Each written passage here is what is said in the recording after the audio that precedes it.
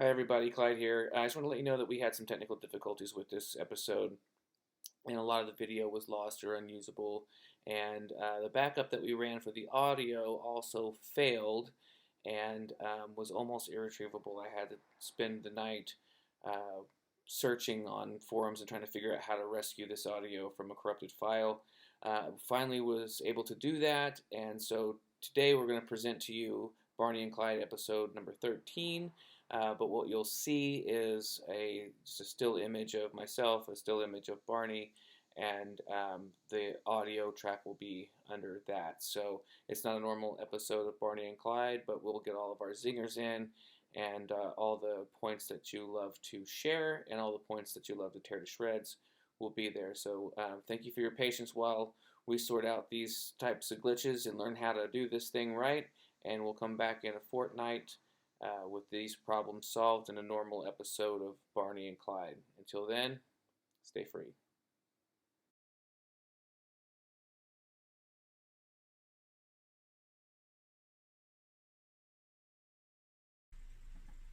August 24th, 2019. The lineup for today's installment of B&C. On our segment, They Really Said That, we're going to talk about an article about Miley Cyrus breaking up with her husband. Oh no, really? And yes, and how it's much more than just celebrity gossip. It says much about the patriarchy. Parties acting stupidly. We're going to talk about Justin Amash and will he or won't he, and would it be good if he became the Libertarian Party candidate, given that the Libertarian Party has some problems these days. Yes, it can get more toxic. We're going to talk about the reaction to David Koch's passing. History to fit the agenda. We're going to talk about the New York Times 1619 Project. And in our local angle segment, which we call Meanwhile Back in Athens, which for those of you who need an explanation, we'll give it when we get there. The vaping ban was passed by the Columbus, Indiana City Council. And something about a news post, which you'll have to school me on. But that's our lineup. Okay. Well, it's great to be back here at the Libation Station, bringing you Barney and Clyde fortnightly and forthrightly. Episode 13, if I'm not mistaken. This is lucky number 13. Yes. And today we have a dirty chai from Look at Me Coffee. Yeah, in downtown Columbus. A great coffee place. A Columbus only baked goods place. Yeah, it's fantastic. Oh, love me some. So we got chai. It's a chai with a shot of espresso. So. Yeah, we come to you fortnightly and forthrightly, and so please pour yourself something bracing and join us here, and as we ponder a number of things on the nations in the world's plate. Okay. First up, They Really Said That. Let's talk about a short.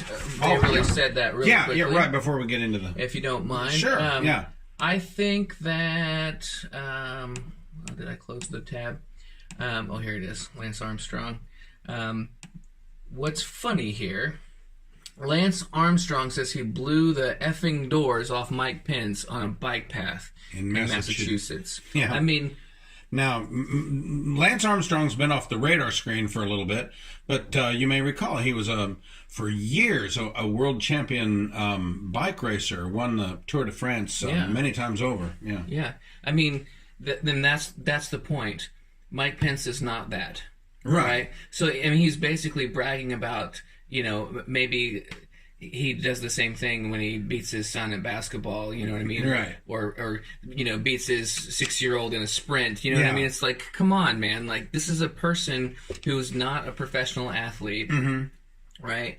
Who didn't have that kind of training. Lance Armstrong probably isn't the peak of his career, obviously, but he's still an Olympically trained athlete in his sport of choice against a complete novice in this, who's not even racing him. Yeah, a guy who probably doesn't have much time ever to get on a bicycle. Yeah. It's the competition that we're not having. Exactly. You know what I mean? And I think that's a parallel to the thought on the left. I hope there was some response to Armstrong along the lines of, well, duh. Right. Like, of course you beat him. Yes. You jerk. Okay, so next, Miley blows the patriarchy. Yes. NBC News on its website has a section called Think, in which they post op-eds, essays that are supposed to be thinky. Right. Supposed to reflect some deep observations of cultural trends. Yes. They currently have one up. Man. You can, when I wrote about this on my blog, by the way, my blog is called Late in the Day, and I post at least daily, sometimes several times daily, and I warmly invite you to stop by LITD and have a look around as well. For those who are just joining us and didn't know that. But anyway, yeah, in my blog LITD post about this the other day, I said, we are definitely not in the era of the Huntley-Brinkley report anymore. I mean, NBC News has... Okay, so to be fair, though, this is an opinion piece. Right. Right. So this is, but and it's clearly marked as that. But it just it shows you the opinions that are getting through. Yes. Yeah. Okay, so Miley Cyrus is split with Liam Hemsworth, which honestly the first time I've ever heard this name, Liam Hemsworth. Yeah, I wasn't even real sure I knew she was married. But it's not just celebrity gossip, it's a blow to the patriarchy. Women like Cyrus are speaking out about sexuality in ways that put the power and the responsibility back into their own hands. And this stuff in here is just fascinating, and it kind of reeks of MGTOW. Are you familiar with the MGTOW movement, the men going their own way?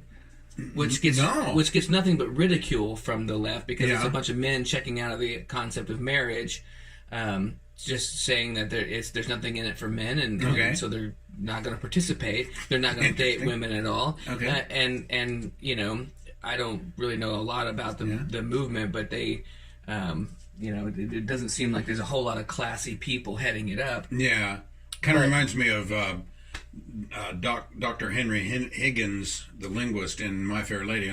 Let a woman in your life. Da, da, da, da, da, da, da. Right. Okay. I mean, but this piece by this Marcy Bianco person. Patriarchy is at its most potent when oppression doesn't feel like oppression, or when it's packaged in terms of biology, religion, or basic social needs. Here's my favorite.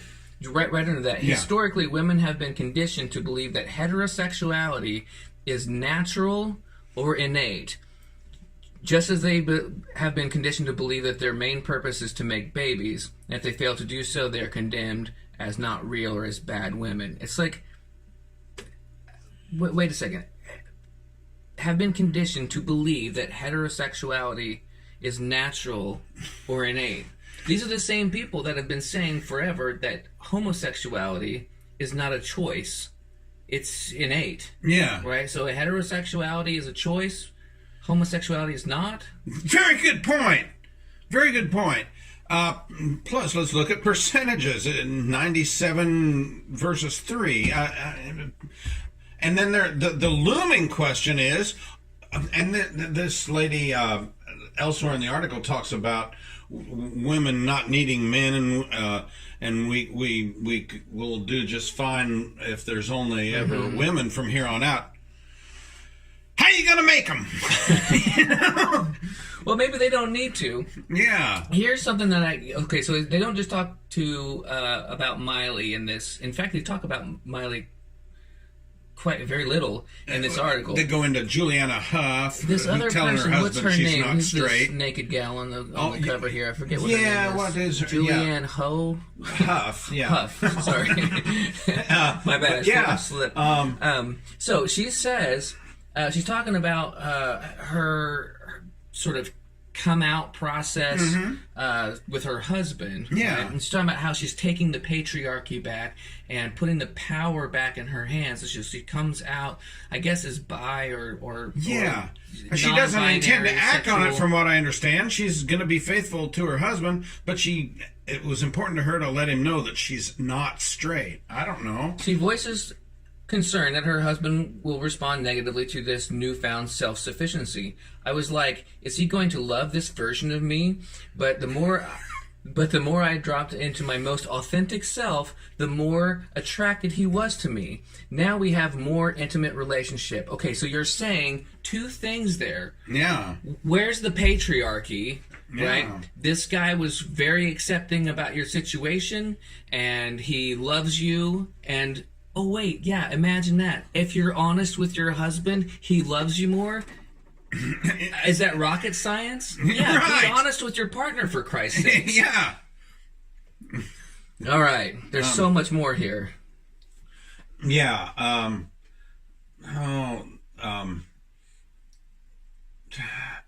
Yeah, there is.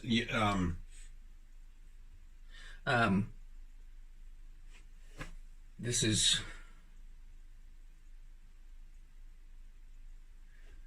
Let's see.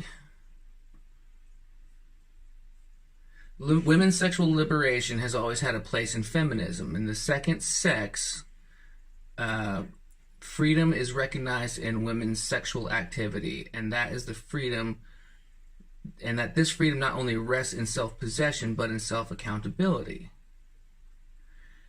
I don't understand what that even means. So it says, and this notion that an adult is responsible for their own sex life. Okay, agree with that. Sure. How they have sex, who they have sex with, when, where, and why they have sex portrays a sharp contrast in our culture where men seem to never have to take responsibility for their actions. Women always must take responsibility for not only their own actions, but for the actions of men. A whole lot of people's careers went down in flames during the big Me Too thing a couple years ago. So men are being called to account for their actions. Yeah, well, here's another quote from this. Okay. That I think is funny. It's interesting you bring that up, actually. I think that that I'm not going to make the argument that men, again, we're grouping people. We're not talking about people at an individual level, but we're talking about groups of people. And so there's certainly responsibilities that can be shirked by people, but I don't think that that's something that happens only with, people with XY chromosomes. Yeah, you know what I mean? Right. So here's another quote from this article. Yeah. Absconding from responsibility is the quintessential strategy of the patriarchy. It is how men stay in control and never lose their power. I mean, there are cruddy men in the world by the score, but I think our highest, best notion of what a man is someone who assumes responsibility. Right. A responsibility taker. Well, not a responsibility shirker. Exactly. Yeah. And so if we talk about just the way it works, I mean, is that really how you get to the top and hold on to the power, by absconding from responsibilities? And yeah, no. What responsibilities are we talking about? Exactly, yeah. If you... is she using the term absconding correctly there? I think of anyway. But to shirk responsibility is to invite things to come off the rails, which is not going to keep you in power very long if things are just going into a state of chaos. Yeah, it doesn't make any sense. Like you don't hold on to the reins of power, right? By shirking your responsibilities. You bet. You do it you maintain power by being responsible and being capable. Exactly. If you're going to hold on to it for any length of time, yeah. Well, and that's exactly why the powerful women that have risen the ranks. Exactly. Have done so. Yeah. It's because they've been extraordinarily responsible, and maybe compensating for some other people's responsibilities as well. Well, listen, we've got an action-packed lineup here. We've got do, a lot man. on the plate. Is it probably time to segue into segment 2? Yeah, let's go. Okay. Parties acting stupidly. This is a new segment for us, and I came up with the name because Clyde wants to talk about the Libertarian Party today, but I wanted to establish this as an ongoing segment on B&C because I can see wanting to reserve time in an episode at some point, perhaps very soon, about the Republicans, of which I nominally am one, although I don't really consider myself one. Yeah. But yeah, go ahead. What's your frustration with the LP? We can go ahead and poke a little fun at our affiliations, I guess. Yeah. But when you had proposed this segment, I kind of took it as though you had some specific complaints about the LP that you wanted to pose, and then I would address this. Well, I can tell you what my frustrations are. No, we better go that route because I don't know enough about what's been going on in the Libertarian Party over the last 3 or 4 years to address any of this. Yeah. Okay. So you go ahead. Well, excuse me. I'm a member of the Libertarian Party of Indiana. Okay. I let my national membership lapse. Okay. I'll probably renew it, but I haven't made that decision just yet. And one of the reasons is I don't see a lot of stuff I'm really proud of coming out of the Libertarian and National. Do you feel they've strayed from the basic principles? I don't. Well, no, not necessarily. And here's because that's my problem with the Republicans. They've mine too. I'd be one. I wouldn't be a Libertarian if the Republicans would stay on their talking points on their original mantra. So the LP. It's what I love about it and hate about it, the same things, okay? And the reason why we're kind of looked at as this, bunch of idiots is because we've kind of done some idiotic things. We've had some ridiculous candidates, and it's hard to get past some of those things, like some of the Gary Johnson gaffes and we had and that's one thing that is lobbed your way a lot. You guys just want to be able to smoke dope, Yeah, right. Well, and that's true. I mean, honestly, like if Gary Johnson hadn't been doping it up the whole time, he's actually a really smart man. He's a really principled guy. He'd be an excellent president. But he was freaking high all the time. He'd brag about it. He'd say, "I smoked a joint this morning." Well, he also lied to us. He lied to us because he said, he said he wouldn't smoke during his campaign because he needed all of his faculties. Yeah, right. Yeah. He needed his mental capacity, so he had edibles instead. You know what I mean? And so you kind of lied to us, saying that you were going to take this really seriously, and then you didn't take it seriously. Yeah. And I put my efforts into... Gummy gives you the same buzz, it just takes about an hour. Right. Probably better. Yeah. But yeah, I put full steam into his 2016 campaign because of his 2012 campaign. If you go back and listen to his 2012 stuff, he's remarkably coherent. He sounds better than anybody else that was on the stage, aside from Ron Paul. Okay. During 2012, but Larry Sharp, who ran for governor in New York State in 2016, he put it this way: the LP, the Libertarian Party, is a dumpster fire on wheels, but without it, we're walking. And I think that kind of makes sense. You know what I mean? Yeah. We got a lot of strange candidates. Yeah. You know what I mean? But so do the Democrats, and so do the Republicans. Yeah. You know what I mean? So I can't look at a party that would nominate Donald Trump as their candidate, and a party that would nominate Hillary Clinton as their candidate, and say that the one that needs to be made fun of is the one who put up two-term Governor Gary Johnson.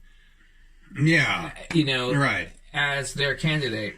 And one of the things that I love about the LP, but also is something that probably makes it the dumpster fire that it is that they don't cheat, or at least they don't appear to cheat inside the ranks. So when a candidate is chosen, no matter at what level, that's all through the party process and delegation and those representatives within the party voting on those candidates. And the party chooses the candidates. And there are several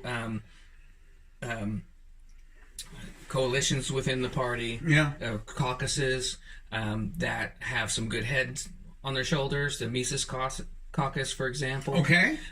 So they're sort of... I'm intrigued by that name. Yeah, well, they're... Love me some Ludwig von Mises. That's right. That's exactly where the namesake is. So they're really committed to, free market economics, the Austrian school, that kind of stuff. So there's a lot to be proud of there. It's just getting those candidates to the top. You know what I mean? And if we cheat, we might be able to get some better candidates to the front. But once again, it kind of gets back to what we were saying about men and responsibility that came up in that previous segment. Cheating undermines your integrity, which is ultimately going to defeat what you wanted to do. That's right. Yeah. And the Libertarian Party, I think it has some obvious flaws, but at the same time, it has the principle. Currently, you know what I mean? It's not going against its own principles, which I see the Republicans and Democrats doing all the time. They're literally contradicting their own talking points constantly. Exactly. And the Libertarians aren't doing that. But if they got the limelight and you got a Libertarian president and you got a Libertarian majority Congress, whatever, you'd probably see the same corruption start. I mean, human beings are human beings. Very good point. Yeah. And Lincoln. Did you see Lincoln Chafee? Is that how you say his name? Lincoln Chafee. He ran for the Democratic nomination in 2016. Former Republican. Former Republican. He's now Libertarian. He's considering a go at it. You like him? No. No, not at all. He's been too all over the map. A guy like that, you got to look. Has he got any consistent set of core principles? Yeah, and he's goofy, and the Libertarians don't need another goofball up there. But like I say, parties acting stupid. I think this will be an ongoing segment. Yeah. Did you want to talk about Amash, or do you want to talk about? We ought to at least briefly mention the fact that there's speculation that he would cast his lot with the Libertarians and throw his hat in the ring as a presidential candidate. What do you think? He's great. He'd be the best thing that happened to the Libertarian Party in quite some time, I think. He's pretty darn libertarian in the way he has conducted himself in Congress. I think so. He understands that taxes have to be kept at a very, very bare minimum because government's the entity in our society with a monopoly on the legitimate use of force, and taxation is nothing more than taking your money by force, and he understands that, so, but I don't know. I think he'd be a great president. Oh, he sure would. I don't know that he'd put a serious enough dent in Trump or whoever the Democrats come up with. I don't think so. I mean, I think he would make a great president, but this is not the route to make him one. Right. He's not going to be the upsetter that who's the fellow that just recently died and in 92 was the independent or the Ross Perot. Ross Perot. Yeah. He's not going to be the upsetter that Ross Perot was or anything like that. No, I don't think so. He doesn't have the support. He doesn't have the independent support. Right. And I don't think that he declared independence on an Independence Day. So he's now an independent He was elected as a Republican, and he hasn't faced another election yet. So we're yet to even see if he can get it back into Congress without that R at the end of his name. Yeah. That's going to be a hell of a process. Yes. There's not another one. He's the only independent in the House. Yeah. It can be done. Bernie's an independent. He's in the Senate. It can be done, but it's no easy feat. And he he's really hated by the GOP right now. Yeah, for walking away. Yeah, which like I say, I came up with this because I'm sure I'll want to take Republicans to task. Donald Trump continues to be a source of chaos, and I've got so much to say about tariffs and North Korea and all kinds of stuff, but political parties are not necessarily repositories of the most mature and visionary among our people engaged in public policy these days. They're probably not necessary anymore. I mean, they're sort of invented because we didn't have mass communications. Right. The election of 1800 was when they really came into play and became a significant force, and seemingly permanently so. So what are your biggest frustrations with the Republican Party right now? Donald Trump. Okay. And then of course right under that, not having the guts to speak forthrightly about our debt and deficit and what's causing that. Yeah. Yeah. And that's where my frustration with him comes in, because I'm willing to give him some props. He hasn't done everything wrong. No. And he's probably done more correctly than presidents. I love the deregulation. I love the judicial appointments. I love making Jerusalem the capital, or acknowledging Jerusalem as the capital of Israel. Number of great moves. But it seems that there's been this cycle throughout it. He'll make a great move and then immediately spoil it with two or three bonehead moves, and he's behaving like a 7-year-old on his Twitter account. If we don't get spending under control, I don't care who does it, but if we don't get spending and debt and deficit under control, I mean, whatever else you're for or against, subsidizing dairy prices or a strong defense or whatever you're into or not into, there's not going to be money for any of it in a few years. We won't be able to do anything but service the interest on our debt. Yep. With every penny that comes into the federal coffers. Yeah. We'll need a 90% tax rate. Yeah. Just to cover the interest. Exactly. You know what I mean? And the more. And everyone likes to talk about sustainability these days, but without making the income stream sustainable, not just, tax enough to cover the balance sheet, but making it sustainable to actually harvest that money. Yeah. We rely on our millionaires an awful lot, our millionaires and billionaires, but we don't create this environment that's conducive to growing new ones. If we don't do that, we're going to be toast. And we got to start... Yeah. Now, anybody who's new to BNC, if you're a first timer, you're probably starting to notice something that we.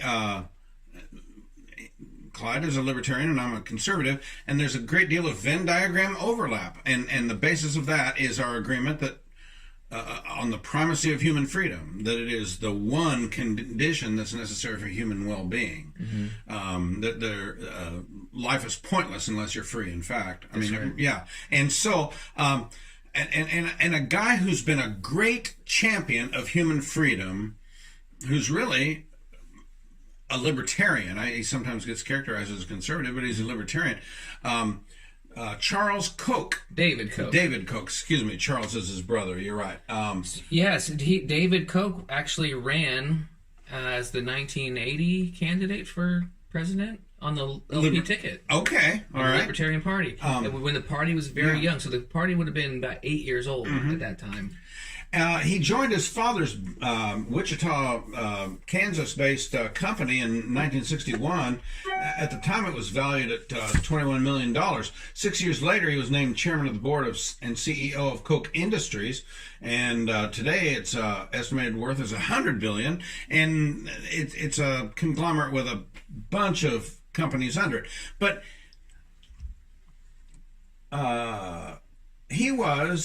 Charles Koch was a man of depth. David Koch. David Koch's the one who passed away? That's the one that passed away. He's the younger one. All right. Yeah. They were both men of depth, though. I mean, they studied the great thinkers of human freedom and particularly economic liberty, and had a strong sense that a company needed to deserve to make a profit, prove that it deserved to make a profit by offering real value to customers. And as a matter of fact, his brother Charles Koch came up with the market-based management system. It was a patented thing that he came up with, and they were big financiers of Americans for Prosperity, which is its main thrust is the whole matter of taxation, and so and the Koch brothers have contributed millions of dollars to the arts. The philanthropy alone. And the Cancer Center, where Supreme Court Justice Ruth Bader Ginsburg just had her latest pancreatic cancer treatments. They contributed millions of dollars to that. But the left has seen fit to just heap vitriol on the memory of David Koch. Here's a former congressional candidate, Pam Keith, says, "Good riddance, Mr. Koch. You spent a lifetime making the world uglier and perverting our democratic process. The world feels a smidge lighter without you. In the end, you can't take a red cent of your money with you. You will face your maker standing on the impact you made. I pity you." Or the New York Times, in its obit, says that David Koch, their money-fueled brand of libertarianism gave rise to the Tea Party movement, strengthened the far-right wing of a resurgent Republican Party, and played a significant role in the election of Donald Trump. David Koch loathed Donald Trump. About as much as I do. That does not get said in this New York Times obit. I just want to know where the Libertarian, where's our Koch money? You know what I mean? Like, if that's the truth, and he could have just bought Gary Johnson the election in 2016. Right. Yeah. Why didn't he? Exactly. Shadowproof managing editor Kevin Gostola tweeted that the Koch family should drop his body out of a luxury jet into the blazing Amazon rainforest in Brazil. God, these people are sick. Here's one. Good riddance, David Koch, you absolutely evil sack of ass. I hope you suffered. Who says that? This is Rob Sheridan, an American graphic designer and photographer. Okay. I don't know who the hell he is. CNN commentator Keith Boykin said that the late Koch used dark money to support right-wing causes and Republican candidates for office. Have we mentioned? We haven't mentioned yet. Well, I got a couple more. And then Frederick Joseph, a writer and founder of We Have Stories, tweeted that the late Koch was pure evil and that the world is a better place for him being gone. What was the television host Bill Maher? What did he have to say? I'm not sure if I still have the link up here. It was something really nasty. Yeah. Oh, here he is. I'm not sure if this will play through the... Okay. Through the, thing, but let's try it. Okay. Yesterday, David Koch of the zillionaire Koch brothers died in place of prostate cancer. I guess I'm going to have to reevaluate my low opinion of prostate cancer.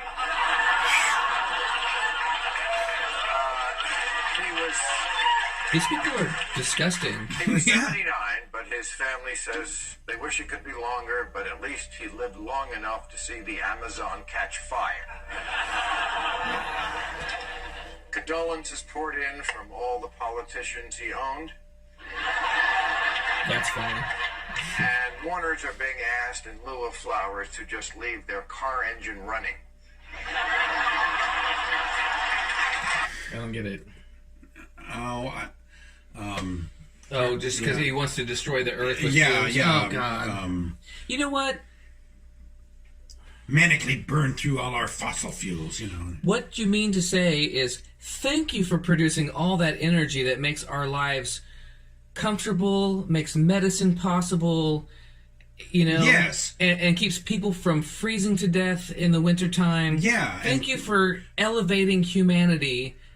Yeah. Mr. Koch. Our Godspeed. Our smartphones, our air conditioning, our automobiles, come from the extraction of energy, dense, inexpensive energy, and this might segue well into our next one, but it's that classic. It has to be all one way or all the other way. There's this melodrama out there that's got to play out. There has to be someone who's all evil and someone who's all good. Yes, you know what I mean. And David Koch the Koch brothers have to be all evil, and they're totally forgetting that it's nuanced. You know what I mean? These people provided so much capital infrastructure and so much good to humanity. Yeah. But yes, the externalities produced by fossil fuel energy, that's something that should be addressed. We do have to look at that. Yes. That's not good.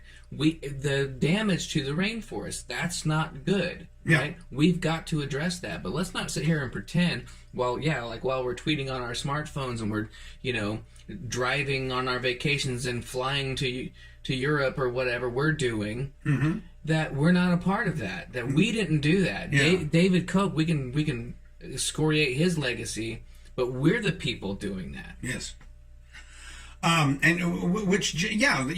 No sense of nuance. And to properly gain a sense of nuance, you have to study history objectively. Yes, you do. You have to look at all the details of it and make sure when you observe, when you start discerning trends, which is part of the study of history. I got a master's degree in history. That you're discerning all of them and not leaving any, and not using just one little strand as your sole narrative. Right. Which would you like to introduce the strand of the sole narrative? Yes. There's the New York Times once again figures into what we're discussing today. They've launched something called the 1619 Project, which assumes that, and in their introductory essay to launch it, said they want to reframe American history in such a way that we come to deem the year 1619 as the beginning of American history. Two ways to look at that. One, if you're talking about U.S. history, a compelling argument can be made that you got to talk about 1776, when we actually became a sovereign nation, an independent nation. Right. If you want to look at it more the America as an idea kind of thing, you got to go back before 1619. Right. Yeah. The Virginia House of Burgesses met earlier in the year 1619 before any African set foot on our continent, and the Pilgrims came 9 years before, 9 years before that, or 10 years before that, in 1610. Clear up the East Coast at a different spot. There was lots of activity contributing to the birth of America prior to any slavery. Then there's also the matter of black slave ownership, which was a thing. There were black slave owners going clear back to the 1640s. In the 1640s, John Casor was brought to Africa from America, where he toiled as a servant for a Virginia landowner. In 1654, he filed a complaint in Northampton County Court, claiming that his master, Anthony Johnson, had unjustly extended the terms of his indenture with the intention of keeping Castor as slave for life. Johnson, insisting he knew nothing of any indenture, fought hard to retain what he regarded as his personal property. Little tidbit that is noteworthy is that Johnson was black, and there was, and most, one of my gigs in life, my main gig, I'm a freelance journalist, but I'm an adjunct faculty at Indiana University, Purdue University at Columbus, and I teach jazz history, rock and roll history, and an overall history of African American music. And in all those courses, I have reason to talk about slavery. And I point out that slavery worked differently in various parts of the American South. And in New Orleans, for instance, slaves were taught skilled trades, shoeing horses, carpentry, music, so they could play in little string quartets for the balls and cotillions, which were a big part of New Orleans culture. And therefore, they, with these marketable skills, they were more able to buy their own freedom. That happened more frequently than where slaves were in agricultural settings. And none of this is to defend slavery. Slavery is a horrible, horrible, cruel institution, but Britain and then the United States were the first two nations to forthrightly state that it was an immoral and spiritually grotesque institution and do something about it. So if you're going to say 1619 is where we're going to focus on, okay? You can say that's when America really begins. You know, okay, fine, you can do that. Yeah. You could also say it began in 1863.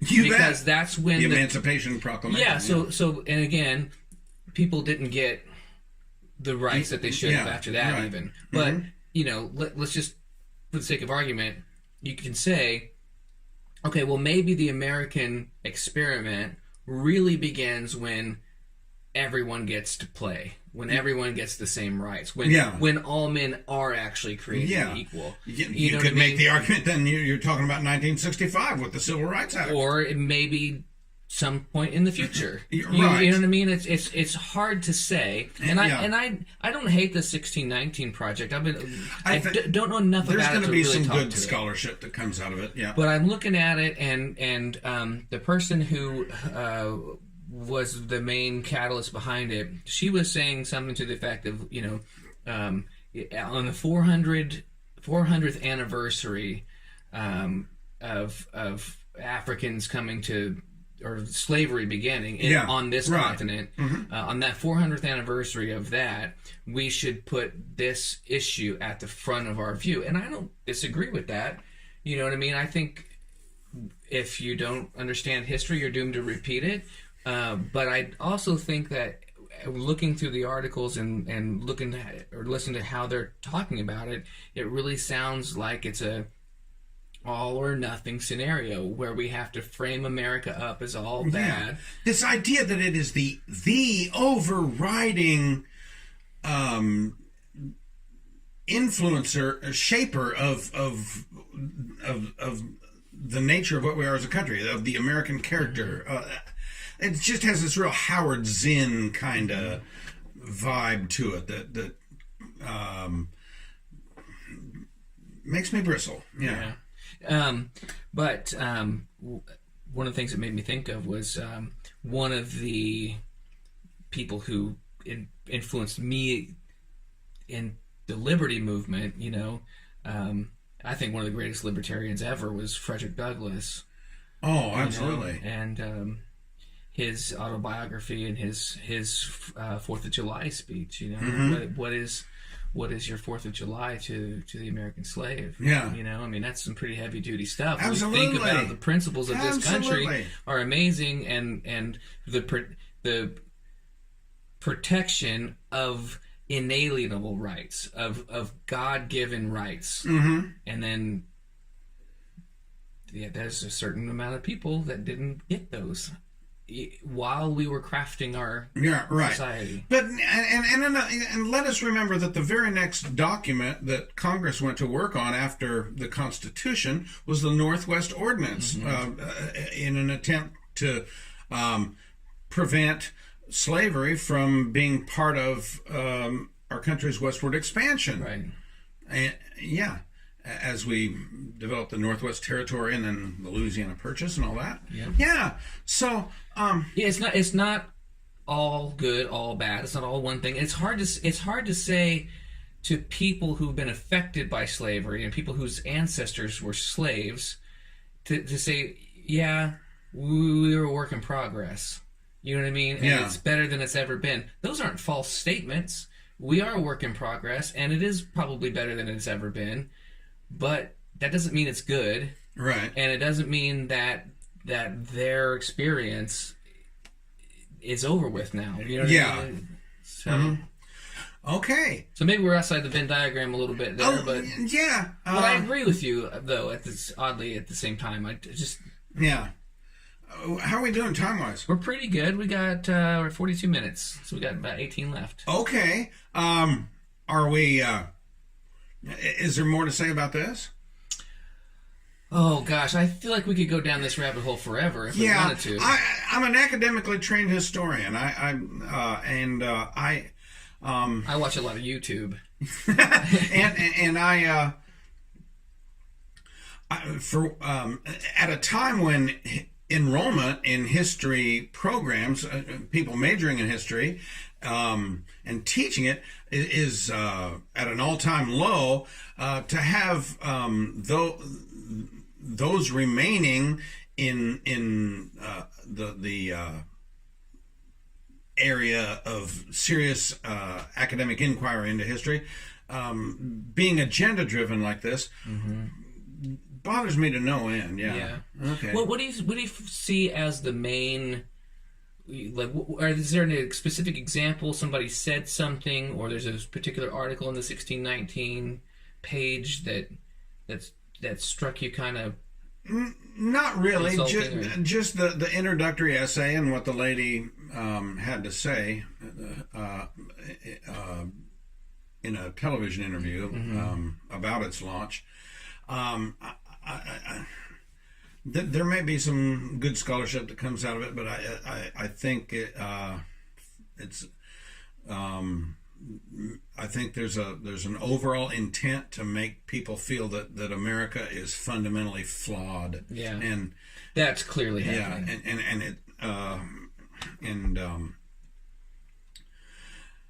And maybe it is fundamentally flawed, but I don't think that. I think the flaw comes in. We drew out this flow chart. We drew out this Constitution, right? We drafted this set of principles that says this is who we are. Yeah. This is who we want to be as people. Yeah. Right. And we don't follow the chart. Yeah. We don't follow the directions. Right. So we don't do what it says on the 10. You know what I mean? And if we did that, I think the American experiment wouldn't be off the rails like this. Right. Okay, and actually, there's an underlying theme going through everything we're talking about today, or at least a lot of it, which is our area of overlap, freedom. We've got another segment that we're going to introduce today, and I'm sure there will be more opportunities to have content for it. Yeah, so since we're on, I know you want to talk about vaping, but since we just came off of 1619, do you want to talk about Jim Lucas? Well, because there's you're a going to have race to brief element me. there. Yeah. Meanwhile, back in Athens, so we ought to probably explain for those who are viewing in places other than where we are. This podcast emanates from a small city called Columbus, Indiana. It's about 40 miles south of Indianapolis, and it's home to the world's premier diesel engine maker, a Fortune 200 company called Cummins. And the name Athens comes from the fact that it's also one of America's premier showcases of mid-20th century modernist architecture. And some of the big names of that, such as I.M. Pei and Harry Weiss and Skidmore, Owings and Merrill have buildings here. Public buildings such as City Hall and the library and the post office, and private buildings such as churches and so forth. Lots of our schools. And our visitor center is busy every day of the week, taking people around on bus tours, and you can see architecture students from universities around the country with their little clipboards and cameras eating this stuff up. There was a surprising little oasis. Exactly, yeah. And there was an article in a national magazine back in the 1960s that when all this got going, that called us the Athens of the Prairie. So that's where the name comes from. There was even a feature film. It was independent. It wasn't done through a Hollywood studio, but it premiered at the Sundance Festival and showed around the country and got some good reviews. If you watch it, do it with the sound off. Turn it on mute. Yeah, it's beautifully shot. Yeah, and the buildings and the architecture of Columbus, Indiana are wonderful. That movie sucks. It's bad. Really bad. Well, yeah. Peter Travers of Rolling Stone called it a whisper of a movie. More like an SBD. Yeah. It's got a plot about a young gal who works at the local library who wants dreams of going off to architecture school, but feels compelled to stay home and look after a recovering addict mom, and she meets a fellow who's the son of a renowned architect who has a stroke while he's giving a speech to some design theory group here in town, which that happens often. I mean, not the heart attack, but design theory groups convening in Columbus. Right, yeah. But he comes to make amends with his estranged dad and meets this gal, and they form a friendship and everything. But yeah, there are just interminable scenes of this young gal making ham sandwiches and stuff that just goes on. Just on and on. Yeah. It's like living a day in Columbus, and it's not exciting. Right, but it was a feature film, and it garnered some national attention. It's hard for me. Columbus. It's hard for me to say that something with Parker Posey in it is garbage. Yeah, but this one. Yeah. Well, as a matter of fact, the scene where John Cho's character, the Korean-American son of the architect, starts to put the moves on Parker Posey, I thought, finally we're going to get something kind of visceral going here. But yeah. And so, anyway, the point the point of all we've just said here is that Columbus is a showcase of modernist architecture, and it's called the Athens of the Prairie. So, meanwhile, back in Athens, a fellow named Jim Lucas. What's the story on Jim Lucas? So there was a Jim Lucas is the District 69 state representative. Okay. So we live in District 59, right. And that's the office that I ran for on the Libertarian ticket. In 2018. Okay. Jim Lucas that's the Seymour, Indiana area. That's District 69. In fact, his district cuts into Columbus just barely because it's all cut weird and gerrymandered and all that stuff. So he comes to Columbus to campaign. I actually talked to him several times campaigning, and he's a conservative Republican. He's championing marijuana and hemp legalization in Indiana. Okay. So he's sort of outside the diagram there a little bit. Okay. But so there was Somebody had posted on Facebook an article about I can't remember exactly what happened. This person was a convicted rapist, and I guess this was his second conviction, and he posted a picture of like a hangman's noose. Right? Okay. So everyone lost their minds because this rapist, is a black man. And so immediately, his post was interpreted as racist. Yeah, an endorsement of lynching or some darn thing. Yeah. I don't know him well. I've met him. I don't know what where he's at on that spectrum. But I followed that post, and it kind of sounds like he's for putting rapists to death. Okay. I don't know about the death penalty. I'm not really sure how I square on that personally. I don't like the idea of the state taking lives. Yeah.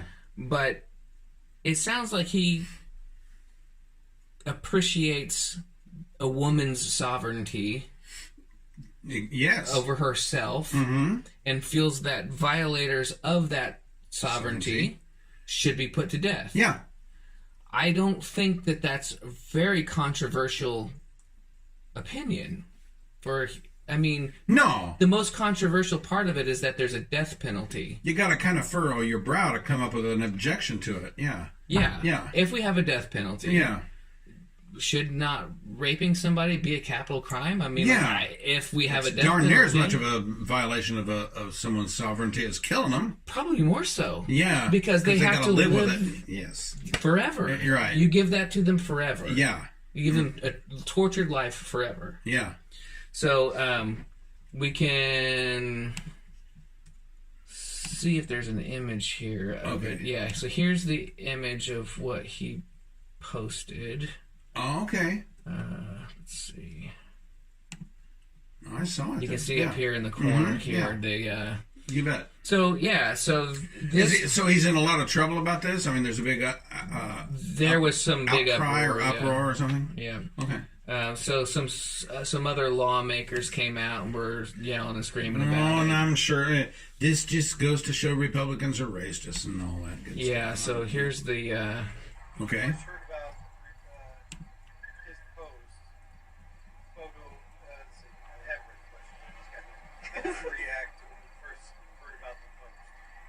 So when I first heard about the post, I was just highly disgusted and irritated, because in this age and time when we have just racism spewing from the federal level, we don't need this kind of conduct from our state leaders at a local level.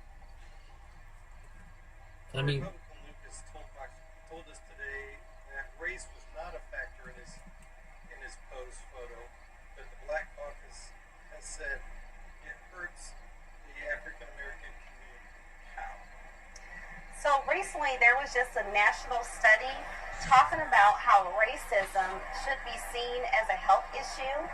Nowadays we have more African American teenagers committing suicide because they can't cope with what they're dealing with when it comes to racism and hateful speech being thrown towards them. So this type of atmosphere that these words and images are creating is actually hurting and killing our children in the African American community. I'd like to see some data on that. Exactly. I think I'd file that one under encouragement of snowflakeism.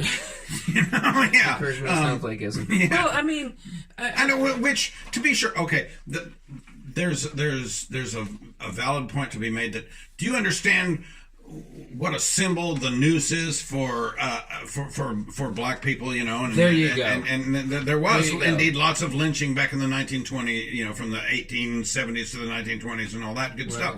And you can make the argument that from that standpoint, it was at least poorly thought out, Lucas's post. The other side of the coin is racism as a health issue and kids committing suicide because of what images of racism cite me some besides Lucas's noose picture, Yeah, and again, it's muddy waters for us to tiptoe into for two white dudes to sit here and talk about racism and race. But I have that question. Like, okay, I don't disbelieve you, but I kind of want to see those numbers. And how are you deriving those? Because if we're going to solve a problem, like, we got to really know what it is. And if the suicide rate for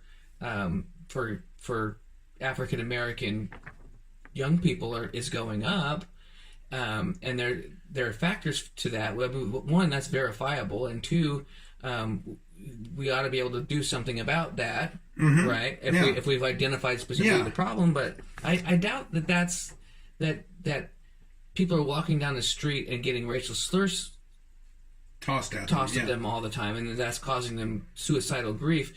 I wonder if a lot of that comes from being African Americans are much more likely to live in concentrated poverty than whites in America. That's true. Perhaps that's part of the factor. Are they calling that a race issue? Is that are they considering that racism? And maybe there's some racial inputs to that. So should we listen to Lucas a little bit? Sure. Just for a couple minutes. I haven't listened to this clip, so I don't want to get too far in the weeds. Let's get straight to it. Why use a photo and post a photo that's been a symbol of racism and lynching in the U.S.?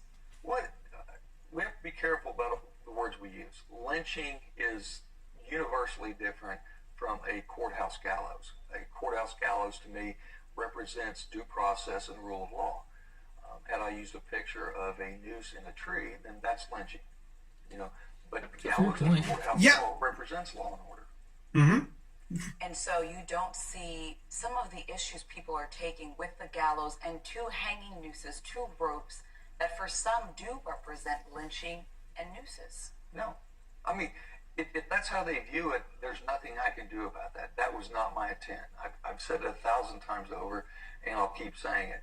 My intent was to relay the fact I believe that we should be bringing back public executions to use as a deterrent. When you look at the things, the purpose of that meme was a reflection of the crime committed.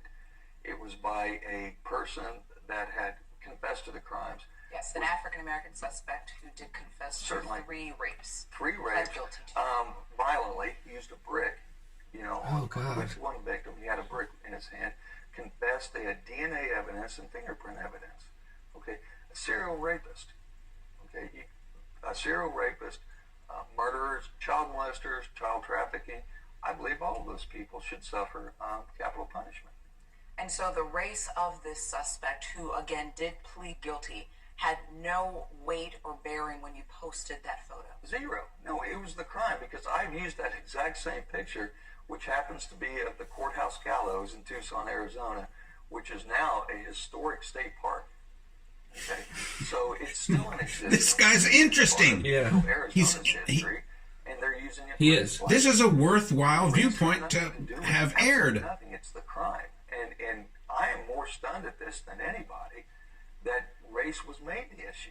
And it's really sad to see so many people jump on board and try to purposely make it about race. I agree with that, and I think it's disgusting that no one that everyone's so flippant about the fact that 3 women were raped. Yes, and apparently one whopped in the head with a brick. With a brick. Yeah. One last thing, because our viewers are busy people, and we don't want to keep them much more than an hour. But one last thing before we go into our other, because we've got 2 items under Meanwhile Back in Athens today. Before we go on to the other one, I'd like to close with this. I would ask those who want Mr. Lucas to consider that it might have been ill-advised because of the strong symbolism of a noose. to take him at his word that he did not mean anything racial by it. Mm-hmm. It may have been ill-advised, but I would ask them to take him at his word that he's saying what he means. And one thing I know about Mr. Lucas is that he's very forthcoming and very approachable. So, you can go on his social media and talk to him today. Okay. And I think he keeps it all open too, so you can see everything he posts. Okay. So you can go, if you want to make an opinion about him, it's out there. There's no shortage of data points. Go look it up. Okay. I mean, I don't have the kind of time to do that, but if you really didn't know much about the fellow. And now I'm kind of intrigued, yeah. Yeah, he's an interesting guy. I don't know about that public execution stuff, but, you know. I know some state legislators. I'll have to ask them if they ever, have lunch with him or anything, or, have had conversations. And maybe we could get him to be our first guest on Barney and Clyde. Hey, there you go. Come on in, Jim. Okay, the other, meanwhile, back in Athens, the other happened this past week at the Columbus City Council, and it was the second reading of an ordinance. The first reading happened a couple of weeks ago, and it passed on the first reading, and it was coming back. A change to the city code regarding cigarette smoking to include the use of e-cigarettes, vaping devices, and the ban on, for all intents and purposes, a ban on cigarette smoking has been in place since 2012. And I think we've discussed that on this show before, and it's part of our overlap. I really was not at all comfortable with the 2012 smoking ban, for that matter, because the free market solves these things quite elegantly, people. If you don't want to have cigarette smoke when you go into a restaurant or a bar or any other kind of establishment, there's going to be competition down the street that's happy to take your business, and you'll go to the smoke. And conversely, some people want to congregate with fellow smokers. Everybody can go to where it's going to suit them, and it's a win-win for everybody, and it's a win-win for the business owners. But no, we've got a blanket. Anyway, that's been in place for a few years. It's water under the dam, or under the bridge, but now they're going to include vaping in that, and I want to be kind of careful here. But there was some nanny state do-gooderism when people got up behind, people from the public got up behind during the public hearing part of it to talk about big tobacco is making flavored vape devices to get the little kids. And are they the same companies? I don't think they are. Big tobacco, what could maybe they're starting to get into? Well, I think there was some conflating beyond what's really accurate when the people did that. I think that's the case. Yeah. But anyway, okay, it makes sense to you don't want kids smoking or even vaping in the schools. All right, but there was a couple, a married couple, Tracy Jones and her husband John, but they're on the board of the Indiana Smoke-Free Alliance. They don't like cigarette smoking much either, and that's why they went in the vape selling business. Right, and they've got a business called Hilltop Vape Shop, and at the first reading 2 weeks ago, and then 2.5 weeks ago, and then at the second reading this time. At the first one, Tracy got up, and at this one, John got up and said, I implore you, as you craft this amendment to the city code to do this, that you make an exemption for vape shops, because our customers have to be able to try our products in the store to know if they like them, and you are effectively going to shut our business down and all the other vape shops in town if you don't cut out an exemption for us. And other cities and towns around Indiana have done that. Yeah. And I think we also ought to take a good look at whether this is well coordinated with what state code says about all these things. So please, what the city council finally decided on was a 60-day waiting period on the ban, on the vaping ban, so that the ordinance review committee, which is a subgroup within the city council, can look at this and properly craft verbiage that's going to properly protect these people. And Mr. Jones said he was fairly well satisfied at what they worked out. Yeah, I mean, that's probably about the biggest bone you can expect. Yeah. For them to throw you. Yeah. But it's still, I think it's a travesty of justice that within the four walls of this place that he owns, he doesn't get to decide. He and his wife or his business partners, right, and customers don't get to decide what they want to do with their lives, right, and their lungs. You know what I mean? I don't like sitting in a cigarette smoky place, and I don't either. I find vape to be much less objectionable, but it's still not my favorite. I don't want to sit next to somebody who's lets off a big cloud that, Yeah, and it depends on what people are vaping, whether what the experience is. Yeah. But if you go outside, I don't care. And if you want to, allow vaping and not smoking in your restaurant, I also don't care. I might not go there. Right. But that's your burden to bear. Exactly. Business owner. Yeah. We don't need a one-size-fits-all imposition of a curb on what were our choices. Yeah, well, I know somebody on Facebook. I said, well, you can't drink in a liquor store. It's like, yeah, you actually can. You can do that. They have people try. They have samples of their products out all the time. Sure. You know what I mean? Yeah, the distilleries out in Brown County, they get tastings. And breweries come in. Right. And they showcase the beer. Mm-hmm. You know, they want to sell something. They have little cups of it up there. You bet. You're 21, and you're not drunk in public. You can try the products. So Absolutely. you should be able to do the same thing in a vape shop. That's what wine tours in the Sonoma Valley in California are all about. And that's one thing I hate about these local ordinance things is that they're going to pass something for everybody. And again, I'm a non-smoker. I smoked for years, and I love the fact that every place is non-smoking now. But it's still... It came at a price. Well, that's my opinion. Yeah. But I'm just one person. Yeah. You know what I mean? Exactly. Why should my will, what I like, be forced on everybody? Thank you. Yeah. But... yeah. We've covered a lot of territory today, Clyde. We have. Yeah. Sorry to go too far down the weeds. Oh, no, that's okay. This is episode 13. Hopefully there's some folks just joining us for the first time. Hope you enjoyed this. And for those who are joining us for the 13th time, thank you. Yeah, thanks for your support. I've been noticing viewership's been going up, and I find that heartening.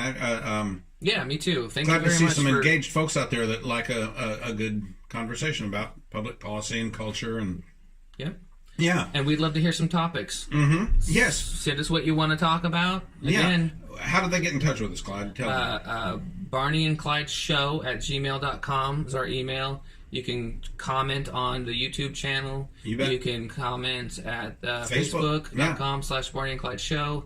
You can also go to patreon.com/barneyandclyde. And that's where you can monetize us if you'd like. You can make a contribution. You can, and if you do so, you can unlock some. We record bonus material. Bonus materials. We do a pre-show setup. We talk about some things that don't make it to the show, and they're pretty interesting conversations. And there'll be more and more and more of that to come. And we deliver this fortnightly and forthrightly at the Libation Station.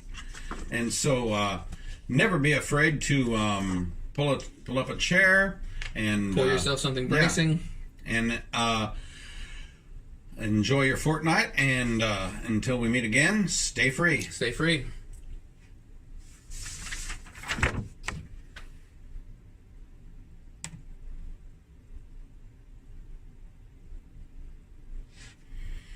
I do believe we kicked ass today.